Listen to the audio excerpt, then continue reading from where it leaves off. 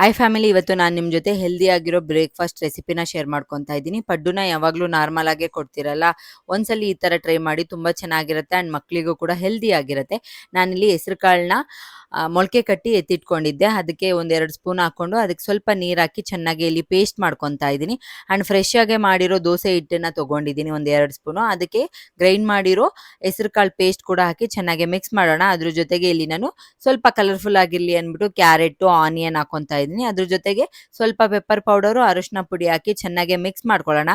ಇವಾಗ ಒಂದು ತವ ಇಟ್ಬಿಟ್ಟು ಆ ತವ ಮೇಲೆ ಸ್ವಲ್ಪ ತುಪ್ಪ ಹಾಕಿ ಪಡ್ಡು ಥರ ಹಾಕ್ಬಿಡೋಣ. ನಾವು ಹಾಕ್ಬಿಟ್ಟು ಒಂದು 5 ಮಿನಿಟ್ಸ್ ಕ್ಲೋಸ್ ಮಾಡಿ ಚೆನ್ನಾಗಿ ಬೇಕ್ ಮಾಡಿಬಿಟ್ಟು ಮತ್ತೆ ಟರ್ನ್ ಮಾಡಿ ಒಂದು 5 ಮಿನಿಟ್ಸ್ ಬೇಕ್ ಮಾಡಿದ್ರೆ ಹೆಲ್ದಿ ಆಗಿರೋ ಪಡ್ಡು ತುಂಬ ಚೆನ್ನಾಗಿ ರೆಡಿ ಆಗುತ್ತೆ. ಆ್ಯಂಡ್ ನಿಮಗೆ ಗೊತ್ತಿರೋ ಹಾಗೆ ಹೆಸರು ಕಾಳು ಅಂದರೆ ಮೊಳಕೆ ಕಟ್ಟಿರೋ ಕಾಳುಗಳು ಮಕ್ಕಳಿಗೆ ತುಂಬ ಒಳ್ಳೆಯದು.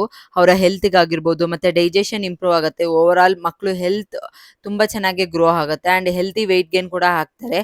ತುಂಬ ಚೆನ್ನಾಗಿರುತ್ತೆ. ನೀವು ಕೂಡ ಟ್ರೈ ಮಾಡಿ. ಆ್ಯಂಡ್ ಇದೇ ಥರ ತುಂಬ ರೆಸಿಪಿಗಳು ನನ್ನ ಇನ್ಸ್ಟಾಗ್ರಾಮ್ ಪೇಜಲ್ಲಿ ಅಪ್ಲೋಡ್ ಆಗಿದೆ. ನಿಮಗೂ ಕೂಡ ಯೂಸ್ಫುಲ್ ಆಗ್ಬೋದು. ಆ್ಯಂಡ್ ಇನ್ನೂ ಯಾವ ಥರ ರೆಸಿಪಿಗಳು ಬೇಕು ಅಂತ ನನಗೆ ಕಮೆಂಟ್ ಮಾಡಿ, ನಾನು ಕೂಡ ಮಾಡೋಕ್ಕೆ ಟ್ರೈ ಮಾಡ್ತೀನಿ. ಆ್ಯಂಡ್ ನೋಡಿ, ಇಲ್ಲಿ ಬುಜ್ಜಿ ಬೇಬಿ ಎಷ್ಟು ಇಷ್ಟಪಟ್ಟು ತಿಂತಾ ಇದ್ದಾರೆ ಅಂತ. ನಾನು ಈ ಥರ ಪೀಸ್ ಮಾಡಿ ಹಾಕ್ತೀನಿ. ಅವಾಗವಾಗ ಅವರು ಎತ್ಕೊಂಡು ತಿಂತಾರೆ ಆ್ಯಂಡ್ ನಾನು ಕೂಡ ತಿನ್ನಿಸ್ತೀನಿ.